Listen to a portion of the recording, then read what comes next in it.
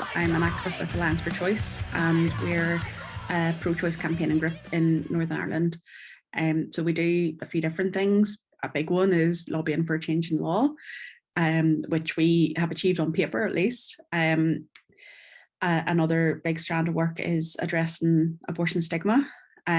So that's things like helping people share their stories if they want to, and kind of challenging stereotypes and getting people to think about their own sort of values clarification exercises. And then actually providing practical help is another strand. So we have some abortion doulas who can help people who are self-managing their own abortions. And also we do a lot of signposting and helping people actually access abortions, whether that's in Northern Ireland or if they have to travel to England. Alliance for Choice started in the 90s. I've been involved for coming up on 10 years, but it's been lots of different people doing lots of different things for literal decades. So whether that's lobbying, successive governments, there was a big attempt when Diane Abbott brought a proposed amendment to the fertilization and embryology bill, that galvanized people in the sort of 2000s, and then criminal trials. People have been arrested, and not even that long ago, sort of 2015 we're looking at, and even more recently there's been raids. And this isn't just Northern Ireland. There are people currently being arrested in England, and that's something that I know Level Up are looking at. So there's been various sort of points in the campaign where more people have got involved, but it very much ebbs and flows. It is an activist organisation. We're all doing this sort of on top of other responsibilities and work. So as I got involved, first of all, through an organisation called Belfast Feminist Network, which is a kind of collective of different feminists doing different bits and pieces. And then we kind of started getting somewhere on the pro-choice campaigning. So I was sort of drawn more and more to Alliance for Choice. And at the time we had a Mary Stopes clinic in Belfast, which mainly was for people to go for appointments before travelling to England. They carried out very few abortions under the strict law at the time. I became a clinic escort there. So that's something that people have been doing as well as Alliance for Choice activists. So helping people actually physically go to appointments. And then the repeal movement in the South was another big sort of galvanizer as well, because a lot of us were involved in canvassing for repeal. So that was a referendum in the Republic of Ireland. So while it had no direct impact on us, it really, there was just so much solidarity in us going and canvassing with them, and then with them supporting us in our campaign as well. So it's very much an all-island struggle. I think it's important to note that whatever your view on the island of Ireland, there are two legal jurisdictions. So we have the Republic of Ireland and Northern Ireland. So there's a lot of solidarity between pro-choice activists on the island, and we work a lot with the abortion rights campaign in the South. But the referendum was to change the constitution of the Republic of Ireland, so it didn't actually impact on people living in Northern Ireland. We have our own devolved government called Stormont. So just like the Welsh Assembly and the Scottish Parliament, we have the Northern Ireland Assembly. It's been up and down a lot, and it's currently in a bit of a pause mode. But Stormont had the power to change the law because health was a devolved matter. However, health wasn't the area that abortion was dealt with. It was justice, which became devolved as well, but it was primarily dealt with as a criminal justice matter, which is wrong for lots of reasons. But ultimately, Westminster and the UK government, as the body responsible for upholding our human rights, and people who report to CEDAW and various UN committees, they're the people who had a duty and a responsibility to ensure that our human rights weren't being breached. And the UN CEDAW committee which is the Committee for the Elimination of Discrimination and Violence Against Women and Girls. They actually did an inquiry into the state of Northern Ireland and found that the law at the time was a grave and systematic violation of our human rights. So they recommended changes, and through some very creative politicking with Stella Creasy very much fighting in our corner in Westminster, we managed to get amendments, not just for abortion to be decriminalised, but also another campaign, Love Equality. We're able, with Conor McGinn, to get equal marriage included too. So that happened in 2019. And so ultimately it came through Westminster rather than through Stormont. However, it's been passed back to Stormont to actually action, and we're a few years on now, and services haven't been commissioned yet. I think because Alliance for Choice hears from the people who can't access, it's hard sometimes to remember that there has been a massive change. There are, since the law changed, we only got interim measures. So that was early medical abortion up to 10 weeks. So abortion with pills. And there are very few providers. We have 5 health trusts here, and pretty much every trust except Belfast has suspended services at one time or another, with the Western Trust having no services for over a year. And it's just getting back to providing now. So there are around 3,000 people have been able to access abortion, which is brilliant. And it's something that we need to remind ourselves of. But there's still a dozen people or more phoning Alliance for Choice every week because they can't get an appointment, or their GP has given them a leaflet with, advice on or not, well, misinformation from an anti-choice perspective, or they're too scared to go into the premises, the hospital premises, because there's protesters outside. And we've seen people be refused even where there's been serious risks to their health, because there's a lack of commissioning, and that's the main thing. So that means there's no funding for healthcare providers to provide, and there's also no training, and there's no clear referral pathway. So on occasions we have had doctors from Alliance for Choice, which is an activist group. Like we're in the process of registering as a charity and being more formalized, but like doctors shouldn't be phoning us saying, what am I supposed to do? What is the law at the minute? So the biggest change, there's been two big changes. The first was in around 2017, we got funding for people who travel. So before that, people who traveled to England had to pay out of pocket for both their travel and their abortion, which could have been, around £4,000. So that was getting funding. Again, Stella Creasy really did champion that by proposing an amendment to the Queen's speech. But the funding was a big change. After the funding came in, we saw 28 people a week travel to England from Northern Ireland for abortions, which just shows how much of a barrier that the cost was. And then in 2019, abortion was decriminalised. So that has made a big difference, because before that, if people used abortion pills, or anyone who helped them, whether that was a medical professional or not, was committing a crime under the 1861 Offences Against the Person Act, with a maximum penalty of life and penal servitude, which realistically was probably about 14 years. So that meant if we helped somebody get pills, if somebody ordered pills themselves, we would only recommend 2 websites, Women on Web and Women Help Women, are both reputable websites to access abortion pills, where you can have a consultation with a doctor and you'll get sent exactly the same pills as what you'd be given in a hospital.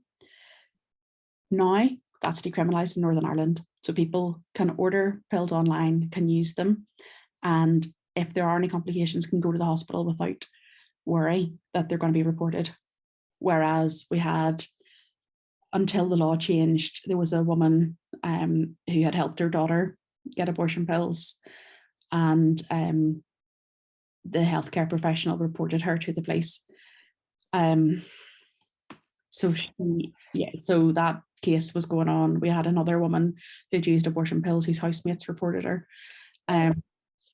So there's been a few cases through the courts where people have been given a suspended sentence.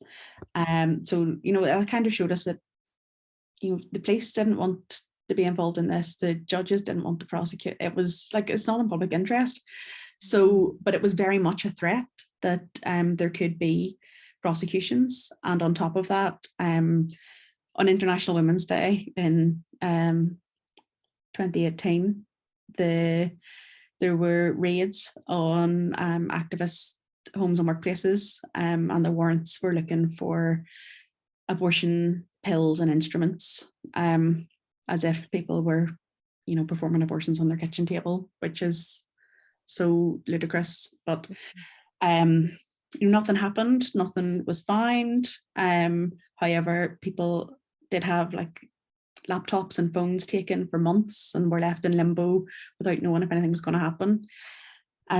Meanwhile, there was, around 200 people signed a letter saying, I've helped somebody have an abortion, or I've had one myself, using pills. Nobody was approached. Alliance for Choice Dairy, which is a kind of sibling organisation, they had 3 of their members handed themselves into the police station to confess, and nothing happened to them. So it's very, very strange and very inconsistent. So thankfully now we have decriminalisation, and that was retroactive. So there won't be any prosecutions for people who have used abortion pills or who have helped somebody use abortion pills. So that's huge. But we also don't know how many people are using abortion pills, and realistically we never knew. So there's still around 3 people a week traveling to England, who can't get abortion care here, and who have decided also not to use abortion pills. So yes, big changes, but at the minute we're so reliant on the goodwill of pro-choice doctors, who are providing, who are rejigging their own budgets and resources to ensure that people can access what the legislation says they should be able to. And even still, the interim provision falls far short of what the regulations were supposed to provide, which was up to 12 weeks in any circumstance, so up to 12 weeks on request, and then limited reasons after. But currently 9 weeks and 6 days is where people can potentially get access, and then for very limited reasons after that. Yeah. So abortion pills are very safe, provided they're from a reputable source. So Women on Women or Women Help Women and Women on Web would be the 2 that we would recommend. So they're relatively easy to use and very low risk of complications. The main issues are cramps and bleeding, and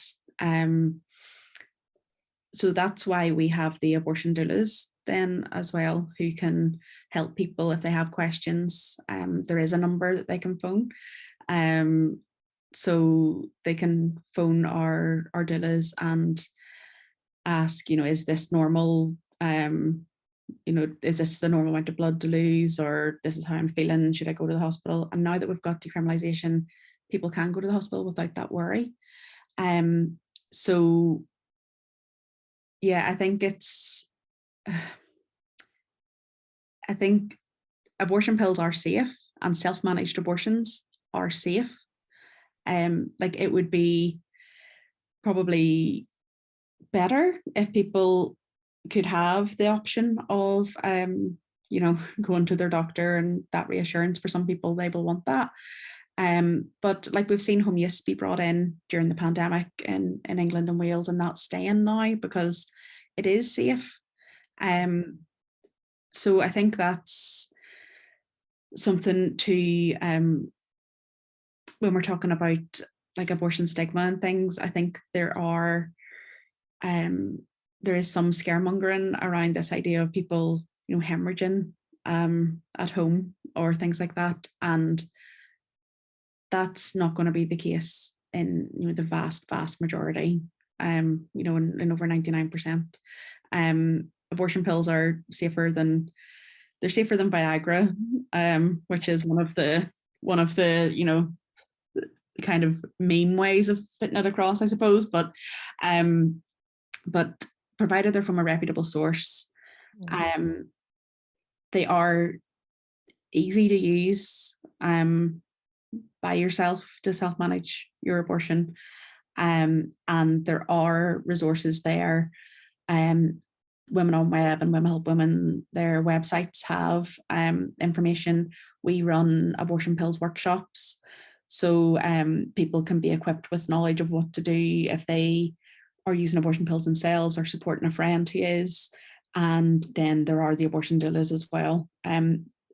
So there is various ways of support. Like at the minute, it's, I suppose, at a community level more than at an institutional level.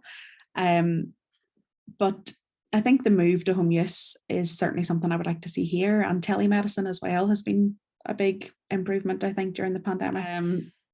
Yeah, so home use of the second pills is something that we've seen come in, and that hopefully is going to stay. Telemedicine as well, where people can do a consultation to see if the pills are appropriate for them. And the pills won't be appropriate for everyone. So it is important to have the information and the support, but at the minute we're providing a lot of that ourselves. And like for some people that's going to be more comfortable than going to a clinic or a doctor. So I think we need, like, obviously, we're pro-choice, so yeah, some people will want to go to a clinic, some people might want to stay at home and use the pills themselves, organize it around their own time commitments. And yeah, so that's I think we need all the options, and for some people a surgical abortion will be more appropriate. So we need all those services to be available, and for people to be able to make an informed decision about what service they want. In the past, women would have had a surgical abortion because they were traveling over and back to England in the same day. Yeah. And there was too much risk of infection or of the pills not having worked, that people were having to have a surgical abortion whenever a medical abortion would have been more appropriate. So yeah, so we need to help people get the care that's appropriate for what they need. Yeah. 1 in 3 women around the world will have an abortion in their lifetime, at least one. And we know from things like the Northern Ireland Life and Time survey, which would be like the British Attitude Survey, it's not an opinion poll, it's an academic study of public opinion, that 2/3 or more of people in Northern Ireland are pro-choice, across community background, across religions. There's some differences, but broadly the vast majority is in support of a pro-choice position of one shade or another. If we look at the referendum in the South, that was nearly 70% of a yes vote. And Gibraltar as well, they had around 2/3 of a yes vote. So the majority of people are pro-choice. That's been shown in poll after poll and vote after vote. San Marino, there is, I think, instead of people being quietly pro-choice, they're becoming more vocally pro-choice. I think that's the shift that we're seeing, because I remember I ended up being on BBC News, or no, I ended up being on Sky News, and they had me against Bernie Smith from one of our anti-choice groups, and my granda watched it, and it's not something that I would have really talked to him about, and so he brought it up the next time I went to see him, and he talked about, I remember doing whip rounds for girls who had to travel, and like he said, girls, so I think it was people probably in the hard cases that we hear about, But yeah, he, like, this is a man who was, you know, around 90, and he, like, I think that's something, this has been going on for decades, you know, everybody loves someone who's had an abortion, whether they know it or not. So whenever you think about just the sheer number of people who have had an abortion, whether they share their story or not, like, there is a pro-choice majority. And particularly thinking in Northern Ireland, the networks that those people have had, whether that's raising money in years gone by, or minding their kids, or reorganizing their shift, or driving them to the airport, like, there's a lot of people who have supported somebody through having an abortion, whether they have had one themselves or not. So I think it's just people becoming vocal about it. And that's where the media is a bit of a problem, because they insist on this so-called balance where they have, you know, if they have me on, they have to have somebody from an anti-choice organization on. Whereas really, we are the middle ground, we are the majority, and you know, it would be us, abortions for everybody and abortions for no one. You know, pro-choice is abortions for everyone who wants to take one. So that is the, you know, the balance. Like, I know I've said it already, but 1 in 3 women will have an abortion, and the stats are women. It's not only women who need access to abortion. You know, trans men and non-binary people can indeed get pregnant as well. So that's something that I think is important to say too. But there's just many different experiences as there are different people. So, and that's why really it should be tailored, and you know, people should have the information to make the decision that they want. And I suppose reproductive justice more broadly than just talking about abortion, you know, we have to talk about contraception, and we have to talk about sex education, and then we have to talk about affordable childcare and support for people who want to parent as well. It's not just one thing. So, you know, I know you sort of asked how long until things change, and things are changing, but getting commission services won't be the end either. If we look at, like, the rollback in America as well, this is something we're going to have to defend.